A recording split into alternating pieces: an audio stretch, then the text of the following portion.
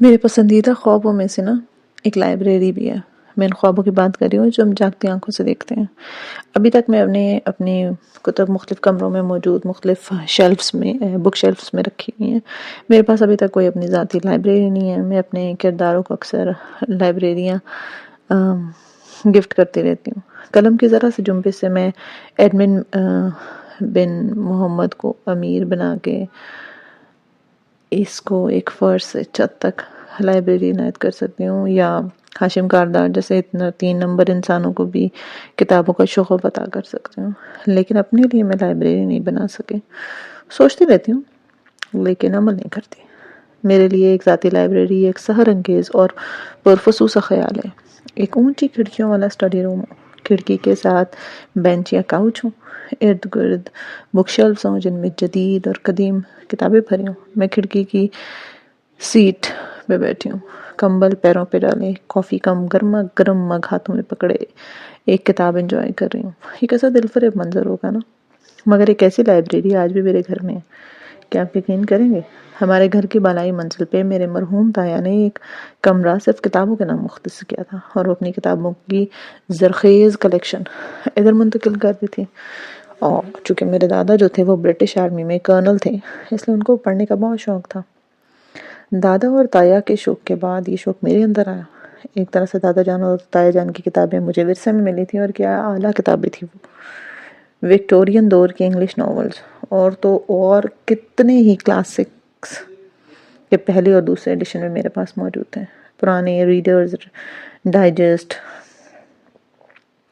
سے لے کر تاریخ و ادب کی انگریزی اور اردو فارسی کی بے تحاشا کتاب، وہ سب میرے تایا نے بالائی منزل میں اسٹڈی روم میں رکھوا دی تھی۔ اس کا نقشہ آپ کو بتاتی ہوں۔ ایک کمرے کا تصور کریں جس کی 2 دیواریں چھت تک اونچی کھڑکیوں سے ڈھکی ہوئی ہیں۔ کھڑکی سے نیچے لان اور دوسری طرف سے سڑک کے پار گرین بیلٹ کا ویو نظر آتا ہے۔ ایک طرف ونڈ سکرین بنی ہوئی ہے، سیٹ بنی ہوئی ہے جس میں بیٹھ کے کتاب پڑھنے کا مزہ ناقابل بیان ہے، اور ایک کونے میں اسٹڈی ٹیبل ہے جس کے اوپر ایک بلب لمبی تار سے لٹکا ہوا ہے۔ وہاں بیٹھ کے لیپ ٹاپ پہ کام کرنے یا لکھنے کے کمفرٹ الگ ہے۔ چونکہ اسٹڈی روم جو ہے وہ بالائی منزل پہ ہے تو خاموشی کا تقدس پامال نہیں ہوتا، اور آپ سکون سے بیٹھ کے گھنٹوں کسی بھی بک میں گم رہ سکتے ہیں۔ دیواروں میں نصب بک شیلف اپنے اندر دنیا بھر کی کتابیں سجائے منتظر ہیں کہ میں نے پڑھوں، کہ میں تو کبھی تو ان کو پڑھوں۔ اور ان تمام لوازمات کے ہونے کے باوجود، اس ڈریم لائبریری کے ہونے کے باوجود، میں وہاں بیٹھ کے کتابیں نہیں پڑھ سکتی۔ میں اس کے بک ریکس میں سے کوئی بھی کتاب نہیں نکالتی۔ وہاں موجود دنیا بھر کے علم سے لیس کتابیں جو کبھی بھی کتابوں کے عاشق کے لیے بھی بہت بڑی نعمت ہوتے ہیں، میں ان کو ہاتھ بھی نہیں لگاتی، کہیں وہاں مجھے بھولا رہتا ہے کہ وہاں کتابیں رکھی ہیں۔ ہمارا آج کا باب نہ کتابوں یا لائبریریوں کی اہمیت کے بارے میں نہیں ہے، نہ پڑھنے کے شوق کے بارے میں جو آج کل کے لوگوں میں ناپید ہوتا جا رہا ہے۔ یہ اس وجہ کے بارے میں جو مجھے اتنی قیمتی لائبریریوں سے دور رکھتی ہے۔ میں ایک دن سوچنے بیٹھ گئی کہ اتنے برس سے وہ لائبریری میرے گھر کی بالائی منزل پہ بنی ہے، اس کے اندر صرف ملازمین جا کے صفائی کر کے آ جاتے ہیں۔ یہ ان کتابوں کی کتنی ناقدری ہے نا کہ میں نے پڑھتی نہیں۔ کیوں نہیں پڑھتی یہ مجھے یاد نہیں آ رہا۔ میں نے اپنے ذہن پہ زور ڈالنے کی کوشش کی۔ جب میں 10-11 سال کی تھی نا تو تب تایا ابا نے وہ لائبریری بنوائی تھی۔ شروع میں وہاں جایا کرتی تھی، لیکن پھر میں نے جانا چھوڑ دیا۔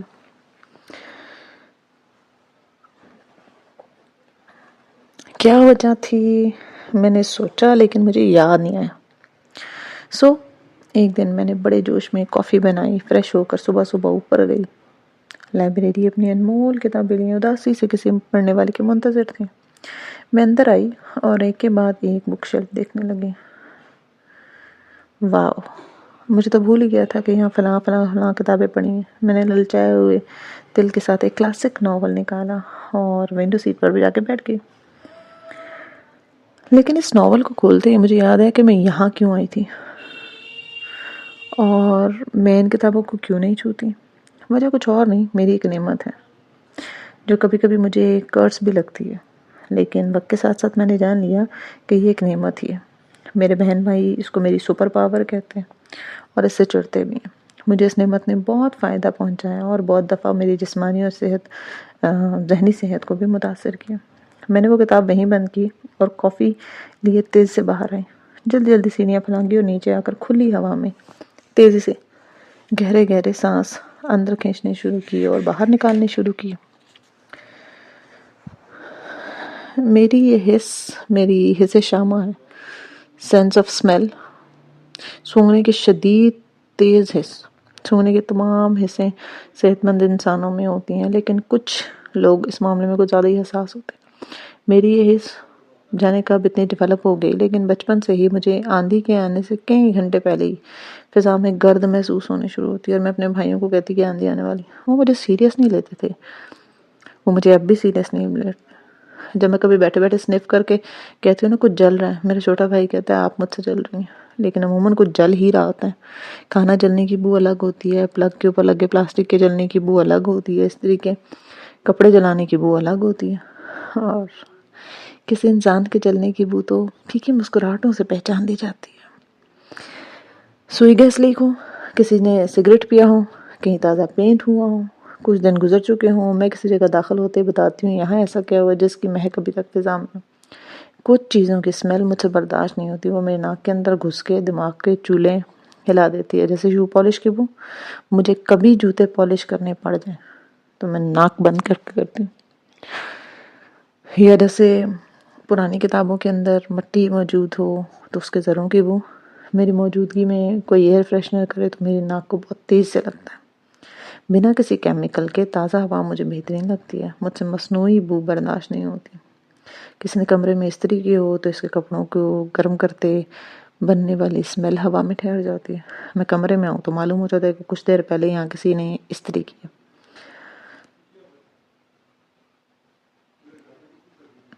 میرا اسمیل کے ساتھ یہ محبت کا نفرت کا تعلق بہت پرانا ہے۔ میں لوگوں کے پرفیوم پہچانتی ہوں، مجھے کسی ایک کا پرفیوم کسی دوسرے شہر یا شے یا شخص کا خیال آ جاتا ہے۔ پرفیوم کی مہک میرے لیے ناسٹیلجیا کا کام کرتی ہے۔ میں لوگوں کو ان کی خوشبو کے ساتھ یاد رکھتی ہوں۔ اپنی زندگی کے سب سے بدترین لمحوں میں مجھے یاد ہے کہ فضا میں اس وقت کس چیز کی بدبو یا مہک تھی۔ مجھے ایک مہک سونگ کے اس سے جڑا واقعہ فوراً یاد آ جاتا ہے۔ میری بہن نے مجھے پیرس ہلٹن کا ایک مشہور قیمتی پرفیوم جو ہے وہ گفٹ کیا۔ میں اس کو بہت شوق سے استعمال کرتی تھی، اس کی مہک بہت ہلکی، بہت خوبصورت تھی۔ میں گھر سے جاتے ہوئے پرفیوم نہیں لگاتی تھی کیونکہ میں اس بات کا خیال رکھنے کو کہا گیا تھا۔ تب لگاتی تھی جب میں اپنی کار میں سفر کر رہی ہوں۔ ایک دفعہ میں اس پرفیوم کو لگا کر کار میں ایک شہر سے دوسرے شہر چلی گئی۔ راستے میں میری طبیعت خراب ہو گئی، مجھے متلی ہونے لگی۔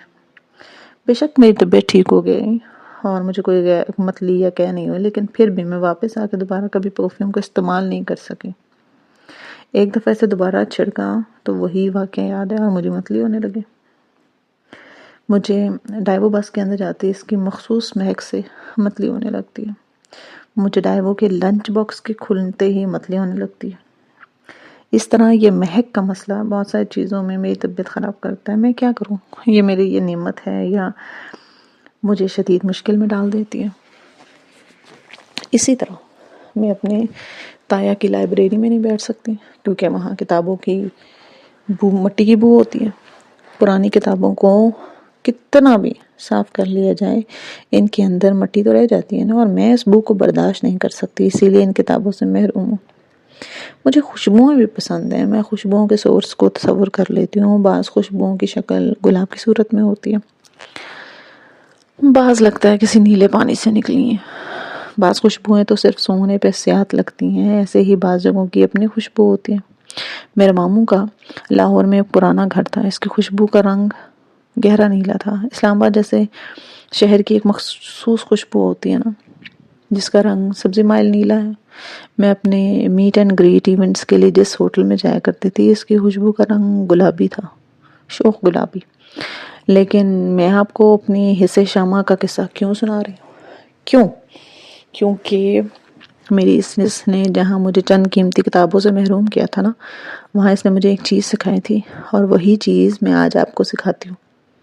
بہت سی سمیلز مجھے پسند ہیں، بہت سی ناپسند ہیں۔ کسی کو سونگ کے خوشگوار یادیں آتی ہیں اور کسی کو سونگ کے طبیعت جو ہے وہ بگڑتی ہے، لیکن اتنے برسوں میں ایک چیز نہیں بدلی۔ ایک اسمیل جو میں دور سے سون لیتی ہوں، جو مجھے شدید ناگوار گزرتی ہے، جس کے ساتھ میں ایک پل نہیں گزار سکتی کیونکہ مجھے گھٹن ہونے لگتی ہے، اور وہ ہے کسی انسان سے آتی پرانے پسینے کی بدبو۔ کسی مال میں چلتے ہوئے بعض دفعہ کوئی جگہ خالی ہوتی ہے نا، وہاں سے میں گزرتی ہوں، حالانکہ وہ خالی ہوتی ہے، لیکن میں سونگ سکتی ہوں کہ وہاں بھی کوئی میلا کچیلا پسینے سے بدبو والا انسان گزرا ہے۔ شاید آپ کو میرا یوں کہنا اچھا نہ لگے، لیکن آپ کہیں گے خیر پسینہ تو سب کو آتا ہے نا، لیکن یہ صرف میں نہیں ہوں۔ وہ پسینہ خشک ہو جاتا ہے اور انسان نہاتا نہیں ہے، اس جگہ کو دھوتا نہیں ہے، اور بالخصوص اپنے بغلوں کے نیچے کے بال اکھاڑ کے صاف نہیں کرتا، تو وہ پسینہ وہیں لگا رہ جاتا ہے، وہ کپڑوں کے اس حصے پہ بھی لگ جاتا ہے جو بغلوں کو چھوتا ہے۔ اگر انسان کو اس کے بعد دوبارہ پسینہ ہے تو پہلا پسینہ اسمیل پیدا کرتا ہے، اور یوں ایک صاف ستھرا انسان میلا کچیلا انسان بن جاتا ہے۔ مجھے میرے حصے شامہ نے ہمیشہ سے ہی صفائی ستھرائی کے بارے میں بہت کانشیس کر دیا۔ ٹین ایج سے نکل کے تو میں OCD کی حد تک صفائی رکھنے لگی کہ کسی کو مجھ سے اسمیل نہ آئے۔ یہ میرا سب سے بڑا خوف تھا، مجھے ہر وقت صاف ستھرا رہنا چاہیے تھا، کیونکہ کسی سے آتی بری اسمیل سونگھ لینا ایک بہت بڑی اذیت ہوتی ہے۔ میں یہ دعویٰ نہیں کرتی کہ میں بہت صاف ستھری ہوں، سب پہ برے دن آتے ہیں جب ہمارا منہ دھونے کو بھی دل نہیں کرتا، لیکن ہر گزرتے سال کے ساتھ میں نے خود کو صفائی ستھرائی سے زیادہ قریب کیا۔ اسمیل ہم سے تب آتی ہے، صاف انسان وہ ہوتا ہے جو اسمیل کے بارے میں کانشیس ہو اور اس کو زیادہ دیر تک ٹھہرنے نہ دے، فوراً نہانے، ڈیوڈرنٹ لگانے اور ہفتے کے ہفتے اپنے غیر ضروری بال اکھاڑنے۔ حدیث میں بغلوں کے بالوں کو اکھاڑنے کا حکم ہے، یہ انبیاء کی سنت ہے نا۔ بہت سے لوگوں کو ان بالوں کو کترتے ہیں یا ویڈ جیسی کریموں سے صاف کرتے ہیں، لیکن اکھاڑتے نہیں ہیں، یہ غلط ہے۔ انبیاء سے زیادہ کوئی صاف اور کوئی پاکیزہ نہیں تھا، اگر وہ ان کو اکھاڑتے ہیں تو آپ کو بھی ان کو اکھاڑنا چاہیے۔ ان بالوں کو کاٹنا کافی نہیں ہے، کاٹنا ایسے جیسے پودوں کو اوپر سے کاٹ دیا، لیکن اس کی گندی جڑ کو نہ کاٹا جائے، اور پسینہ اور گندی جڑ میں اکٹھی ہو جاتی ہے، مگر آپ اوپر سے صاف کیے جاتے ہیں۔ آپ کو چاہیے کہ ان بالوں کو ان کی جڑ سے نکالیں، ویکسنگ یا ایپیلیٹر سے، تاکہ اندر سے آپ کے بالوں کی زمین صاف ہو اور پسینہ کم سے کم بدبو پیدا کرے۔ اور غسل کے بعد رول آن یا ڈیوڈرنٹ استعمال کریں تاکہ 24 گھنٹے تک پسینہ جمع ہی نہ ہو، اس کی بو ہی نہ آئے۔ یہ ایک بنیادی صفائی ہے جو ہر انسان کو رکھنی چاہیے، جو نہیں رکھتا وہ گندا انسان سمجھ جاتا ہے۔ لوگ منہ پہ نہیں کہتے لیکن دل میں یہ سوچتے ہیں، خود سے بو آئے یا نہ آئے لیکن دوسرے کی بو بہت جلدی محسوس ہوتی ہے۔ اپنی ذاتی صفائی رکھنا ایک ہائی ویلیو انسان کے لیے کیوں ضروری ہے؟ کیونکہ ذاتی صفائی سیلف کیئر کا پہلا سٹیپ ہے، اور سیلف کیئر وہ سٹیپ ہے جس کے بغیر کوئی انسان خود سے محبت کرنے کا دعویٰ ہی نہیں کر سکتا۔ سیلف کیئر کہتے ہیں اپنا خیال رکھنے کو۔ اپنا خیال رکھنے کے لیے اولین صورت خود کو صاف رکھنا ہے۔ ہم بچپن سے پڑھتے آ رہے ہیں کہ صفائی نصف ایمان ہے، جمعے کے جمعے ہفتہ وار صفائی لازمی ہے، وغیرہ وغیرہ، لیکن ہم سیلف کیئر کیوں نہیں کرتے؟ میری کہانی اور فلسفے کو یہیں روک کر اب آپ کی طرف آتے ہیں۔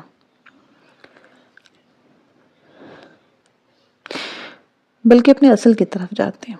یہاں مجھے اللہ تعالیٰ کی کتاب کی ایک آیت یاد آ رہی ہے جو کہ سورہ فاطر سے ہے۔ فاطر کا مطلب تخلیق کرنے والا، کسی چیز کا اوریجن بنانے والا، کریٹر۔ لفظ فطرت یہیں سے نکلا، یعنی کسی انسان کا اصل اس کی نیچر۔ سو فاطر ہے وہ رب جس نے ہماری نیچر بنائی ہے۔ اس سورہ کا دوسرا نام ملائکہ ہے، لیکن ابھی اس میں لفظ فاطر کے پس منظر میں سورت کی ایک آیت کو ڈسکس کرنا چاہتی ہوں۔ اللہ تعالیٰ ہمارا فاطر ہے، اس نے ہماری فطرت بنائی ہے۔ اس سورہ کی ایک آیت میں اللہ تعالیٰ فرماتے ہیں، جو پاکیزگی اختیار کرتا ہے نا وہ پاک ہوتا ہے صرف اپنے لیے، اور اللہ ہی کی طرف لوٹنا ہے، اور تمہیں برابر نہیں ہو سکتا اندھا اور آنکھ والا، اور نہ اندھیرے اور نہ روشنی، اور نہ سایہ اور نہ دھوپ، اور نہ برابر ہو سکے گا زندہ اور مردہ۔ یقیناً اللہ سنا دیتا ہے جس کو وہ چاہتا ہے، اور نہیں تم سنا سکتے ان کو جو قبروں میں۔ یہ آیات میں آپ کو کیوں سنا رہی ہوں؟ کیونکہ اگر ہمیں اپنی ذات کو پہچاننا ہے نا تو اس فطرت کو پہچاننا ہوگا جس میں اللہ نے ہمیں بنایا ہے۔ اللہ نے انسان کو ایسے بنایا ہے کہ اسے اپنی ذات کو بہتر کرنے کے لیے ہر وقت محنت کرنا ہوگی، ورنہ دنیا کی علائشیں اس کو چمٹنے لگیں گی۔ بار بار خود سے ان کو صاف کرنا ہوگا۔ جب انسان اپنے آپ کو گندگی سے پاک کرتا ہے نا تو وہ صرف اس ذات کے لیے کرتا ہے۔ اگر وہ یہ سب کسی کو دکھانے کے لیے کرتا ہے یا کسی تنقید کے باعث کرتا ہے تو اس کا یہ عمل غیر فطرت کے خلاف ہے، یعنی ایسے عمل کا کوئی فائدہ نہیں ہے۔ جو چیزیں فطرت کے خلاف ہوتی ہیں وہ زیادہ دیر نہیں چل سکتی، جیسے لوگ مہمانوں کے آنے پہ یا کسی کے گھر جاتے وقت تیار ہوتے ہیں، وہ اپنے لیے پاکیزگی اختیار نہیں کرتے بلکہ دوسروں کے لیے کرتے ہیں، دوسروں کے سامنے اپنا امیج بنانے کے لیے کرتے ہیں۔ اس لیے وہ گھر میں سر جھاڑ منہ پھاڑ پھر رہے ہوتے ہیں، کیونکہ وہ اپنی میلی کچیلی ذات کے ساتھ رہ رہے ہوتے ہیں۔ جو لوگ اپنے لیے صاف رہتے ہیں نا، ان کی صفائی مختلف ہے۔ ان سے جیسے بھی اسمیل آنے لگتی ہے ان کو احساس ہوتا ہے کہ وہ غسل کر لیتے ہیں، کیونکہ اگر وہ اپنا خیال نہیں رکھیں گے تو وہ اچھا محسوس نہیں کرتے۔ یہ وہ لفظ ہے جس کی طرف میں آ رہی ہوں۔ اپنا خیال رکھنا آپ کو اچھا محسوس کرواتا ہے۔ صاف ستھرے رہنا بڑی اچھی فیلنگ ہوتی ہے، یہ آپ کا موڈ بحال کر دیتی ہے۔ ایک زمانے میں سمجھا جاتا تھا کہ سیلف کیئر اپنے حلیے کو ٹھیک کرنے کا نام ہے۔ آپ صاف ستھرے استری شدہ کپڑے پہنے، بال بنائیں، ناخن دانت سب صاف ہوں اور اوور آل آپ کا حلیہ نفاست کا ثبوت دے تو آپ کو سیلف کیئر میں پورے 100 نمبر مل گئے۔ جب کوئی آپ سے بدبو نہیں سونگھ سکتا ہے تو آپ اپنا خیال رکھنے والے ہیں، ویری گڈ۔ لیکن کیا انسان دوسرے انسان کے صرف بدبو سونگھ لیتے ہیں؟ نہیں۔ مجھے نہیں معلوم اس وقت آپ کی عمر کیا ہو سکتا ہے، آپ کو دنیا کا بہت تجربہ ہو سکتا ہے، آپ کم عمر ہو اور ابھی آپ نے کھل کے دنیا بھی نہ دیکھی ہو، لیکن جب آپ دنیا والوں میں چلتے پھرتے ہیں نا، یعنی جاب کرتے ہیں، شادی ہوتی ہے، سسرال والوں کے ساتھ نئے تعلق میں بنتے ہیں، تب آپ پریکٹیکل لائف میں داخل ہو جاتے ہیں۔ یہ زندگی مختلف ہوتی ہے، یہ گھر یا یونیورسٹی کی زندگی جیسی نہیں ہوتی نا۔ یہاں آپ کو بہت کم دوست ملتے ہیں، اکثر لوگوں کے 2 چہرے ہوتے ہیں، مگر اپنے چہروں سے وہ سونگھ سکتے ہیں، دونوں چہروں سے۔ اور یہ صرف جسم کی بدبو نہیں ہے جس کو وہ سونگھ سکتے ہیں، لوگ اور بھی بہت کچھ سونگھتے ہیں۔ وہ سونگھتے ہیں شخصیت کی کمزوریاں، وہ سونگھتے ہیں آپ کے ذات کے کمزور پہلو جن کو وہ استعمال کر سکیں، وہ سونگھتے ہیں آپ کی مجبوریاں، آپ کی عادتیں، اور جہاں لوگوں کو لگتا ہے نا کہ اس شخص میں ایسی خامی ہے جس کے باعث میں اس سے جو چاہوں کروا سکتا ہوں، وہاں وہ آپ کی خامی کو ہاتھ میں لے کے آپ سے اپنے مطلب کے سارے کام نکلواتا ہے۔ میں نے زندگی میں دیکھا ہے، ہمیں جہاں بھی دھوکہ ملے ہے نا، یا کسی نے ہمارے ساتھ زیادتی کی، بالخصوص ورک پلیسز پہ، یہ تب ہوتا ہے جب آپ اپنے اصول اس شخص کے لیے توڑتے ہیں اور اپنی حدود سیٹ نہیں کرتے۔ کیوں نہیں کرتے؟ کیونکہ ہم میں سے اکثر لوگ بنیادی طور پر پیپل پلیزر ہوتے ہیں، یعنی ہمیں لوگوں کو خوش کرنے کا اتنا شوق ہوتا ہے کہ ہم ان کو ڈیل دیتے جاتے ہیں۔ کوئی ہماری حد کراس کرتا ہے تو ہم اپنی حدود کے لکیر کو مزید پیچھے کرتے ہیں، ہم لوگوں کو فیورز پہ فیورز دیتے ہیں، اور جب وہ ہم چاہتے ہیں ہم سے فائدہ اٹھا لیتے ہیں، اور جب دل کرتا ہے فائدہ اٹھا کے چلتے بنتے ہیں، تو ہم آدھی زندگی انہی کو الزام دینے میں لگاتے ہیں۔ ایک میچور اور ہائی ویلیو انسان دوسروں کو الزام دینے والا نہیں بلکہ اپنی غلطیوں کی ذمہ داریاں لینے والا ہوتا ہے۔ جیسے اگر کوئی شخص میلا کچیلا ہے، اس سے بدبو آ رہی ہے، آپ اس سے اس کا پوچھیں کہ وہ ایسا کیوں، اور کہے گا مجھے آفس میں فلاں فلاں کام تھا، مجھے 4 دن سے نہانے کا ہوش نہیں، تو آپ کیا کہیں گے؟ ایمان سے بتائیں آپ کو کس کی غلطی آپ سمجھیں گے؟ کوئی بھی سمجھدار آدمی یہ مان ہی نہیں سکتا کہ وہ انسان اتنا مصروف ہو سکتا ہے کہ اس کے پاس نہانے کے لیے 5 منٹ نہیں ہے۔ نہانے میں 5 سے 10 منٹ لگیں گے نا۔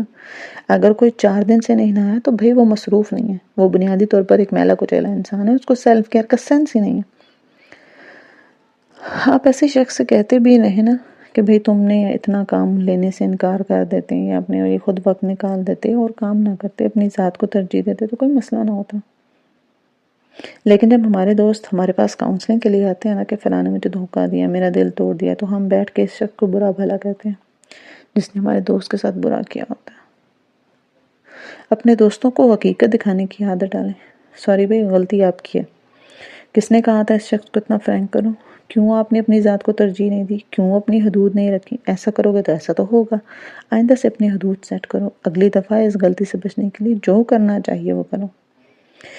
یہ بڑی افسوسناک بات ہے، ہمارے معاشرے میں بالخصوص لڑکیوں کو یہ نہیں سکھایا جاتا کہ تم نے زندگی میں ہر شخص کے ساتھ حدود رکھنی ہے اور اپنی ذات کو ترجیح دینی ہے۔ لڑکیوں کی شادی ہوتی ہی نہیں تو مائیں کہتی ہیں، بلکہ مائیں کیا ڈائجسٹ کے ناولز بھی کہتے ہیں، بھئی اچھا کرو گے تو اچھا ہوگا، سب کے ساتھ اچھا رہو، چند دن سم ظلم کریں گے، پھر آہستہ آہستہ آپ کی 37 ساوتری بننے پہ سب کا رویہ آپ سے بدل جائے گا۔ ہم سب، مجھ سمیت، ہم سب انہی نظریات پر بڑے کیے گئے، لیکن ایسا نہیں ہے۔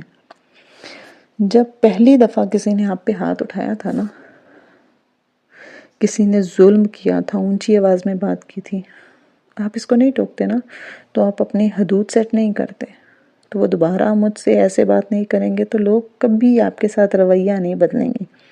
یہ تب بھی ممکن ہے جب آپ سیلف کیئر کرنا جانتے ہوں۔ سیلف کیئر اپنا خیال رکھنا ہوتا ہے، اور اس کے 2 اصول ہوتے ہیں۔ انہی 2 اصولوں پر میری پوری کتاب کھڑی ہے، اور انہی 2 اصولوں کو آپ یاد کر لیں تو آپ ہائی ویلیو انسان بن جائیں گے۔ پہلا اصول خود کو سب سے اوپر رکھنا، اور دوسرا اصول حدود۔ خود کو سب سے اوپر رکھنا، خود کو ترجیح کیسے دینی؟ آپ کہیں گے تو خود غرضی نہیں، بالکل بھی نہیں ہے۔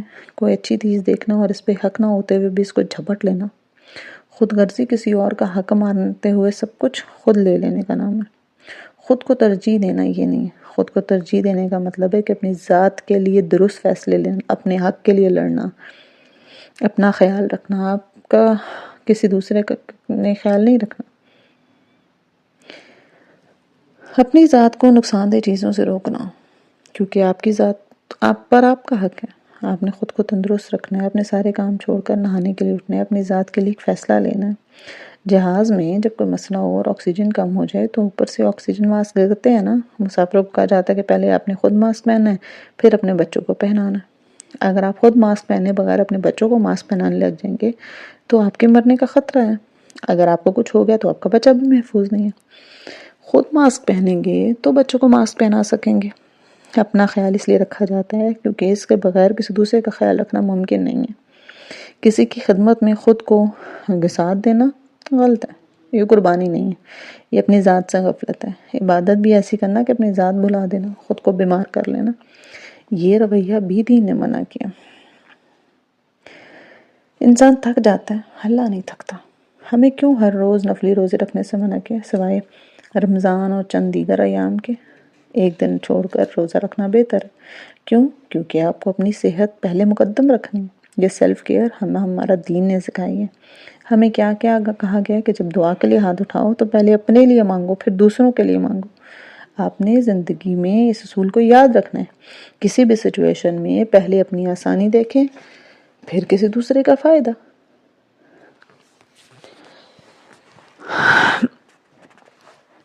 لوگوں کو خوش رکھنے کا نا ایک چکر ہے، ایک دائرہ جس میں آپ گول گول گھومتے ہیں۔ سیلف کیئر صرف جسمانی نہیں ہوتی، یہ پرسنل ہوتی ہے، پروفیشنل ہوتی ہے، سوشل ہوتی ہے، اور فیملی لائف سب نے اپنانی ہوتی ہے۔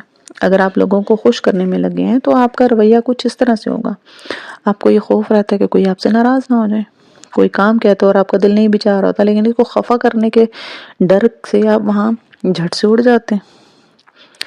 آپ اپنی اس جلد بازی میں ہاں کہہ دینے سے بوجھ محسوس کرتے ہیں۔ مجبوری میں آپ کو ان کا کہا کام کرنا پڑتا ہے، حالانکہ آپ کا دل نہیں چاہ رہا ہوتا۔ آپ خود سے وعدہ کرتے ہیں کہ آئندہ آپ بالکل ایسا نہیں کریں گے، یہ آخری بار ہے۔ آپ کو یہ خوف لاحق ہو جاتا ہے کہ کوئی آپ سے ناراض نہ ہو جائے، اور یوں چکر کبھی ختم ہی نہیں ہوتی۔ اپنی سیلف کیئر کرنے کے لیے آپ کو اس چکر کو توڑنا ہوگا۔ کیسے؟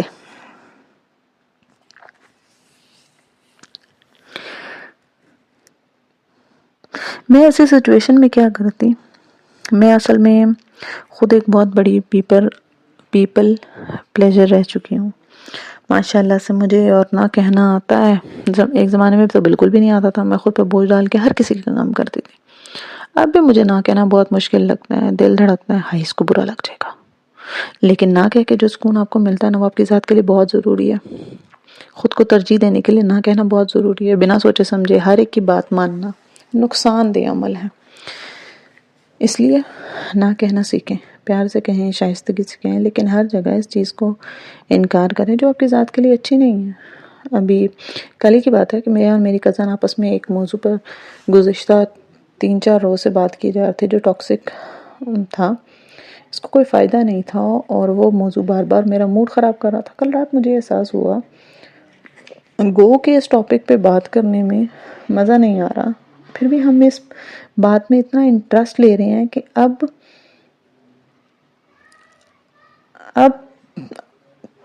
مسئلہ یہ ہے کہ میرا ذہن بٹ گیا، 3-4 دن سے میں نے کچھ نہیں لکھا.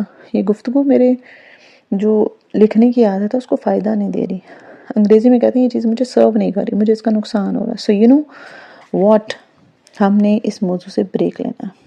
اس نے دوبارہ اس بارے میں بات کی تو میں نے کہا نہیں, اب ہم بات نہیں کریں گے, کیونکہ میری ذات اس سے متاثر ہوتی ہے. یہ ہوتا ہے خود کو اوپر رکھنا, خود کو ہر تفریح سے اوپر رکھنا. پوری رات گیم کھیلنے میں بہت مزہ آتا ہے, لیکن اگر یہ چیز آپ سے آپ کی صبح چھین لیتی ہے یا آپ کی پڑھائی چھین لیتی ہے تو رک جائیں. ٹھیک ہے. سیلف کیئر کا دوسرا نام جو اصول میں بار بار کہتی ہوں وہ ہے حدود. حدود حدود حدود وہ لکیر ہے جو آپ اپنے ارد گرد کھینچتے ہیں, یہ آپ کی ویلیو سے بنتی ہیں, اور ان کو عبور کرنے کے لیے اجازت کسی انسان, حتیٰ کہ آپ کی فیملی کو بھی نہیں ہونی چاہیے. جب بھی آپ جب بھی آپ ان کو کسی کے نرم کرنے لگیں تو وہ نرمی سے اس کو سونگھ لے گا, اس کا فائدہ اٹھائے گا. حدود بنانے کا مطلب یہ ہے کہ ہر انسان کو ایک حد میں رکھنا تاکہ وہ آپ کو نقصان نہ پہنچائیں. موبائل کا ایک حد تک استعمال کرنا, لوگوں کو ایک حد میں رکھنا, اور ان پہ یہ بات واضح کر دینا کہ ان سے اب آپ بچ کے نہیں نکل سکتے. ٹھیک ہے. اپنے جذبات کی کیئر کرنا سیکھیں. اس کا مطلب یہ نہیں کہ کسی کو اجازت دیں, ہر کسی کو اجازت دیں کہ وہ آپ کو ہرٹ کرے. ایسا ہو ہی نہیں سکتا کہ جب ہم زندہ ہیں ہم ہرٹ نہ ہوں.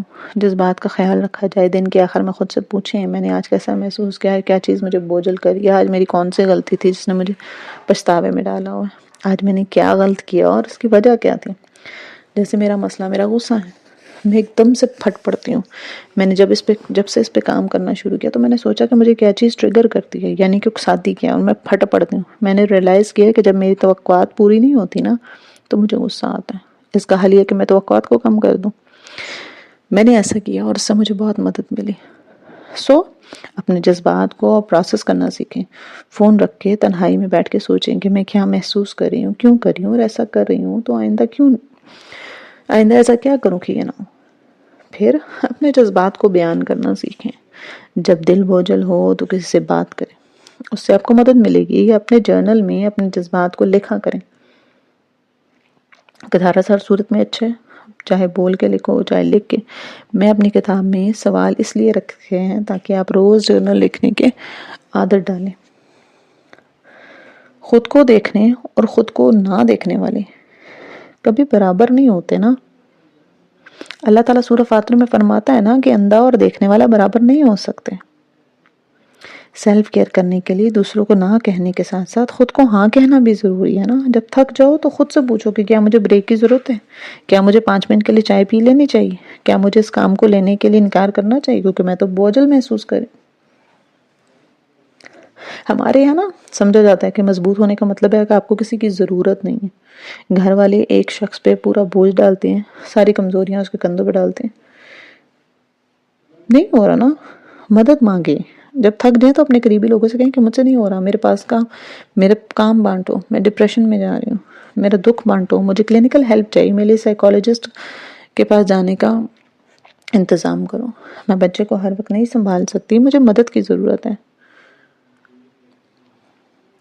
اب ڈائجسٹ کی کہانیوں میں 2 بہنوں کی کہانی اکثر پڑھتے ہیں. ایک ہر وقت سجی سنوری رہتی ہے اور دوسری کچن کے کاموں میں ماسی بنے. 10 سال پہلے ہمیں یہ لگتا تھا کہ اچھی بہن وہ ہے جو خدمت کر رہی ہے اور دوسری ویلن, مگر ایسا نہیں ہے. دوسری بھلے خود غرض تھی مگر خدمت گزار بہن یعنی اچھی بہن دراصل ایک لو سیلف ویلیو کی مالک لڑکی تھی. سنڈریلا بن کے زندگی نہیں گزاری جا سکتی کیونکہ یہاں کوئی کانچ کی جوتی لے کر ہمارے پاس نہیں آتا. اچھی بہن دراصل کمزور تھی, وہ سیلف کیئر نہیں کرتی تھی.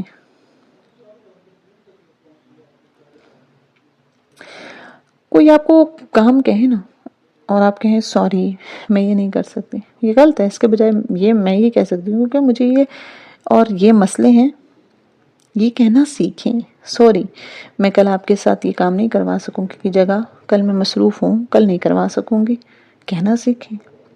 مجھے ایک ٹیچر نے سنہری اصول سمجھایا تھا کہ ورک پلیس پہ یا پروفیشنل معاملات میں جب تک آپ روڈ نہ ہوں آپ کو سوری نہیں کہنا ہوتا.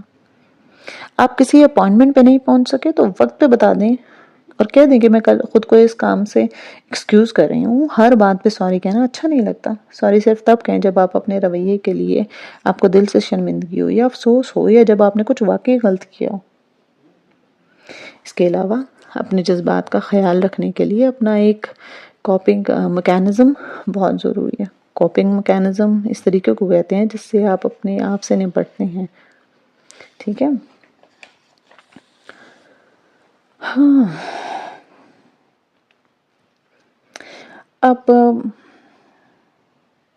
سیلف کیئر تبھی درست طریقے سے ہو سکتی ہے نا جب آپ خود سے بات کریں گے، تنہائی میں خود سے پوچھیں گے کہ بھئی مجھے کیا چیز تنگ کر رہی ہے، میں کیا محسوس کر رہی ہوں، کیوں محسوس کر رہی ہوں، مجھے کیا مسئلہ ہے، اگر ہے تو اس کی وجہ کیا ہے اور اس کا حل کیا ہے. وجہ ڈھونڈنے کا طریقہ یہ ہے کہ سوچے کہ مجھے ماضی میں جب یہ مسئلہ درپیش آیا تھا تو تب کیا ہوا تھا.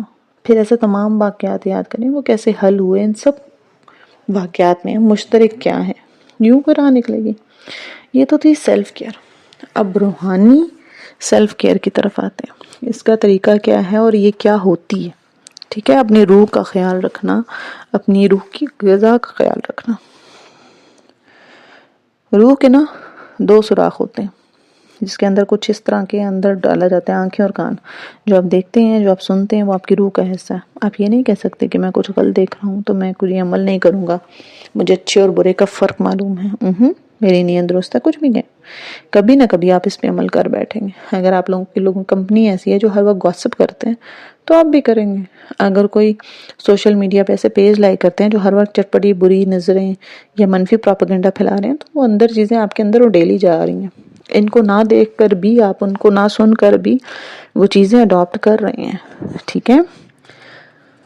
تو سیلف ہیلپ یا اچھے اقوال زری والے پیجز کو لائک کریں. ایکسرسائز، صحت افزا ٹپس والے پیج جوائن کریں تاکہ جب آپ موبائل کھولیں تو آپ کے سامنے کچھ پازیٹیو ہو جو آپ کی روح کے اندر جا رہا.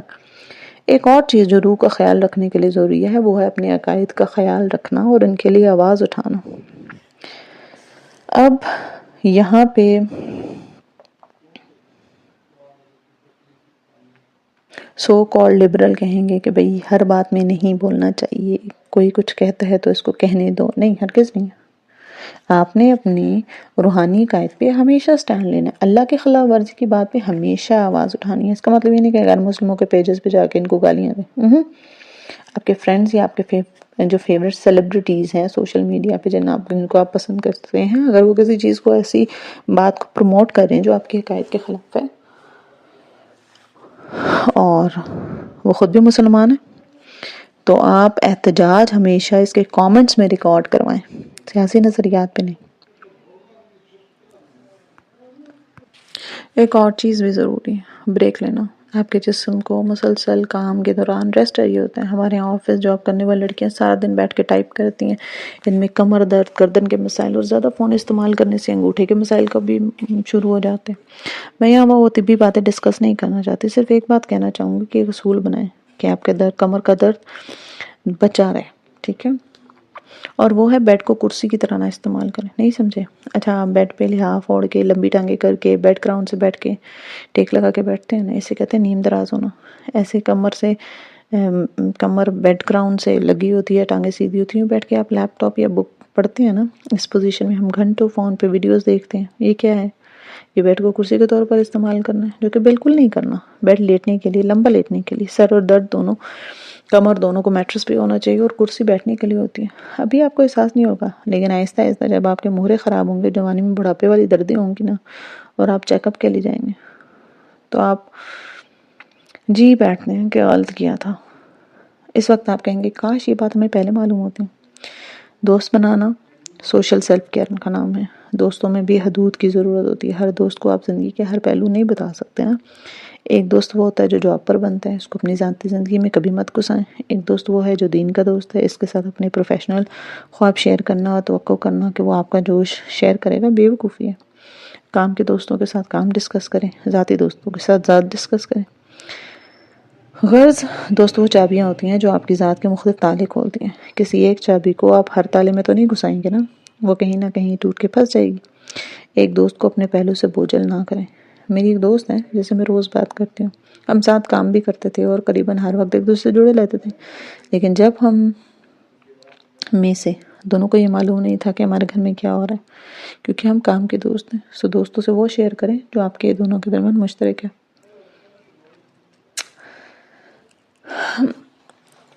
سوشل میڈیا پہ سیلف کیئر کیسے کی جا سکتی ہے، اس کا ایک سادہ سا حل ہے. میرا چھوٹا بھائی مجھے ایک دفعہ سوشل میڈیا سیلیبریٹی کے بارے میں بتاتا ہوا کہہ رہا تھا کہ فلاں بہت اچھا روسٹر ہے. میں نے پوچھا وہ کیا ہوتا ہے؟ وہ بولا وہ آدمی جو دوسروں کو روسٹ کرتا ہے، یعنی ان پہ کامیڈی ویڈیوز بناتا ہے، جوکس کرتا ہے. میں نے کہا دیکھو بچے، یہ کوئی اچھی بات تو نہیں. کیا اس بندے کا کوئی اپنا ٹیلنٹ نہیں ہے کہ اس کو دنیا کے لوگوں کی شہرت حاصل کرنے کے لیے دنیا کے لوگوں پہ تنقید کرنے کا کام کرنا پڑتا؟ کیونکہ میرا بھائی چونکہ جنریشن زی سے تعلق رکھتا ہے، اس لیے اس کو اپنی جنریشن کی طرح لگتا ہے کہ بڑوں سے کو زیادہ ہی معلوم ہے. تو مجھے کہنے لگتا ہے آپ کو نہیں پتا آج کل کے روسٹر بڑے ان ہوتے ہیں. میں نے کہا دیکھو کچھ اصول زمانوں کے ہوتے ہیں. منفی کام آپ کو وقتی شہرت تو دے دیتا ہے، عزت نہیں. وہ سارے لا کے اٹھ گیا، یعنی اس کو میری بات پسند نہیں ہے. قریباً 1 سال کے بعد وہ مجھے بتانے لگا کہ روسٹر کو نا لوگ بہت گالیاں دے رہے ہیں کیونکہ وہ زیادہ ہی منفی تھا. میں نے تو پوچھا کہ اب جب وہ بندہ لوگوں کا فیورٹ نہیں رہا تو تم اس کو کیوں دیکھتے ہو؟ اس نے کہا کہ وہ ٹائم لائن پہ نظر جو آ جاتا ہے تو میں اسے دیکھ لیتا ہوں. سوشل میڈیا کے لیے سیلف کیئر کا اصول بتانے جا رہی ہوں. ہمیں سے تو کوئی فولاد کا ہے نہیں کہ کسی کی منفی باتوں کا اثر نہیں لے گا. ہم سب کمزور ہیں، گارے کے بنے ہوئے، چکنے گارے کے. اس لیے منفی چیزوں کو نہ دیکھا کریں. آج بیٹھ کے اپنے فیس بک، ٹویٹر، انسٹاگرام سب اکاؤنٹس پہ دیکھیں جو آپ کو فالو کر رکھے ہیں، جن کو آپ نے فالو کر رکھے ہیں، ان میں سے کون مثبت ہے کون منفی ہے. منفی چیزیں روح کے اندر اترتی ہیں، ویسے یہ مثبت چیزیں بھی قطرہ قطرہ بن کر پتھر کی طرح پتھر دل میں ٹپکتی ہیں. سوشل میڈیا پہ اپنا خیال رکھنے کا دوسرا طریقہ ہے کہ کبھی نہ ختم ہونے والی اسکرولنگ سے بچا جائے. ہمارا انگوٹھا جو ہے نا وہ بنا سوچے سمجھے اسکرین پہ اوپر نیچے کر رہا ہوتا ہے، کرتا چلا جاتا ہے، اور ہم ہر اچھی بری چیز کو اپنے اندر اتار لیتے ہیں. اس لیے سر رات کو سونے سے پہلے بھاری محسوس ہوتا ہے. اکثر یہ کہا جاتا ہے کہ سوشل میڈیا پر دوسروں کی پرفیکٹ لائف دیکھ کر ان سے اپنا موازنہ نہ کرے وغیرہ وغیرہ. یہ بات ہم سب جانتے ہیں کہ لوگ اتنے پرفیکٹ نہیں ہوتے جتنا سوشل میڈیا پہ خود کو ظاہر کرتے ہیں. ایسے میں اللہ تعالیٰ کی وہ آیت یاد کرا کرے جس میں اللہ تعالیٰ کہتا ہے نہ دیکھو اس کو جو ہم نے عطا کیا ہے دوسرے جوڑوں کو. پریکٹیکل لائف میں سیلف کیئر کیسے کیا جائے؟ اپنا ہاتھ کنٹرول کر کے چادر دے کے پاؤں پھیرائیں، چاہے آن لائن شاپنگ ہو یا دکان پہ جا کے خریدنے والی سوچی سمجھی جانے والی اکٹھی کرنے کی جو عادت ہوتی ہے نا، جو 1000 روپے کی چیز افورڈ کر سکتے ہیں وہ اتنے غیر ضروری چیز لے لیتے ہیں. جو 10,000 جھونکنا افورڈ کر سکتے ہیں وہ پورے کا پورا 10,000 جھونک کے آتا ہے. پیسہ بہت مشکل سے کمایا جاتا ہے. خرچ کرے جس کا کوئی مقصد ہو. انسان اپنی دولت 2 چیزوں پہ خرچ کرتا ہے جو اس کو نصیب ہوتی ہے، اور باقی تو سب وارثوں کا ہوتا ہے. ایک کھانا اور ایک پہننا. کھانے اور پہننے میں خرچ کرنا عیاشی نہیں ہوتا. اچھا کھائیں، اچھا پہنیں، کیونکہ یہی وہ پیسہ ہے جو آپ خود پہ لگا رہے ہیں. لیکن اب چادر دے کے. اس کے بعد آ جاتا ہے پروفیشنل سیلف کیئر. اپنے کولیگز کے ساتھ حدود رکھنا. حدود ہماری زندگی کے ہر شعبے، ہر انسان کے لیے ضروری ہے. جن کی حدود نہیں ہوتی ان کی عزت نہیں ہوتی. آپ ماضی میں بھی دیکھ چکے ہیں، اس پہ نہ پچھتائیں.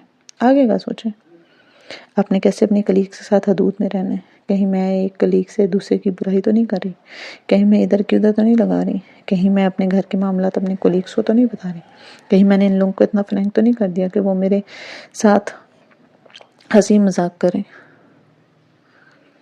سیلف کیئر ہے خود کو دوسروں کے شر سے بچانا. جو آپ کی جگہ پہ اگر کوئی آپ سے ایسا کچھ کہتا ہے جو اخلاقی طور پہ غلط ہے تو آپ نے وہیں اس کے لیے سٹینڈ لینا ہے.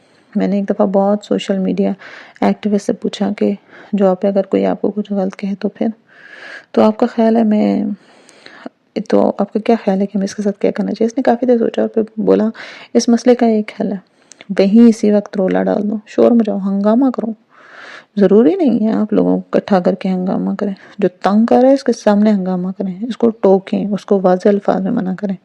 یہ بدتمیزی نہیں، یہ اپنی ذات کا خیال رکھنا ہے. خود سے محبت کرو. سب سے پہلے خود سے محبت کرو. اور تم دیکھو گے کہ ہر چیز اپنی ترتیب خود بنا لے گی. خود کو بہت زیادہ قربان نہ کرو، کیونکہ بہت زیادہ قربانیاں دینے سے نا تمہارے پاس نہیں بچے گا مزید کچھ دینے کے لیے. تمہارا اصل پرفیکٹ ہونا نہیں ہے، خود کو اپنی ذات سے مکمل کرنا ہے. خود سے محبت کرنا ایک آرٹ ہے، اور جو تنہا رہنا سیکھ سکتا ہے نا وہ اس راز کو جان سکتا ہے. کیونکہ جب ہم تنہائی کو قبول کرتے ہیں نا تبھی ہم دوسروں کے ساتھ محبت سے رہ سکتے ہیں، اور ان کو ایک فرار کے طور پر استعمال نہیں کرتے. کیونکہ سب سے اہم رشتہ جو تم نے بنایا ہے نا وہ اپنے ساتھ بنایا ہے.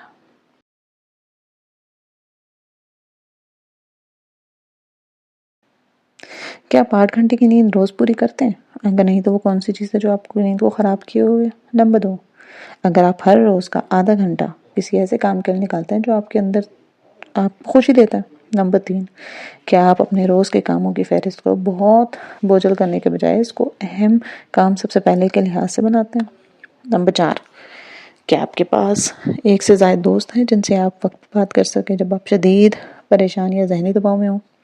نمبر 5، جب آپ کسی بات پر خود کو بوجھل محسوس کرتے ہیں تو چپ چاپ سہ لینے کے بجائے اپنے محسوسات دوسروں تک پہنچانے کی کوشش کرتے ہیں؟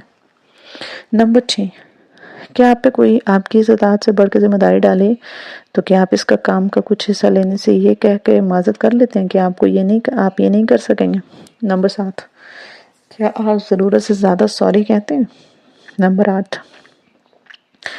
کیا آپ لوگوں کو مایوس یا ناراض کرنے کے خوف سے اپنے اوپر کام کا بوجھ لیتے ہیں؟ نمبر 9، اگر آپ آرام کو پہلے دیکھتے ہیں یا دوسروں کے آرام کو، اگر آپ اپنے آرام کو ترجیح نہیں دیتے تو کیوں؟ کیا آپ اس کے لیے خود کو خود غرض سمجھتے ہیں؟ نمبر 10، کیا کسی طویل کام کے دوران آپ سستانے کے لیے چھوٹی چھوٹی بریکس لیتے ہیں؟